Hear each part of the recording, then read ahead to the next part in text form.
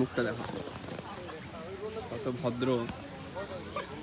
এই দাও বন্ধু ভাই, বোঝা যায় ভেতরটা। তো হঠাৎ কোনো আমাদের মানে সত্যি ও আমাকে মেসেজ করেছে যে মায়াপুর ওর কাছে এখান থেকে বাড়ি, তো হঠাৎ আমাদের দেখা হলো, মানে আমি ভাবিনি যে ওর সঙ্গে দেখা হবে, হট করে দেখা হয়ে গেল। 2022-এ ওই কলকাতায় দেখা হয়েছিল ওই বিশ্বজিৎ, আমরা সবাই মিলে আড্ডা মারছিলাম, মানে তারপর আর দেখা হয়নি, তারপর দেখা হলো। তাও এমন একটা জায়গায় যেটা আমার সবচেয়ে প্রিয় জায়গা। মায়াপুরে ওর ভিডিও মানে ভাইরাল হয়েছে অনেক, মানে রাধা একটা ভিডিও শ্যুট করেছিল এখানে, এইখানেই শ্যুট করেছিল, ফার্স্ট টাইম এই জায়গাতেই শ্যুট করেছিল কোথাও একটা, তো এই মন্দির।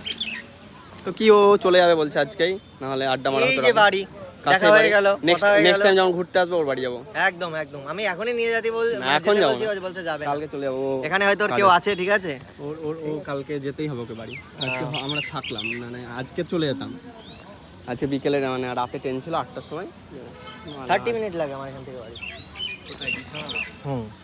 কৃষ্ণনগর ওর বাড়ি, মানে ওর মাসি শাশুড়ি। মাসি আমি বল ই বাড়ি আবার, মানে আমি কি বাড়ি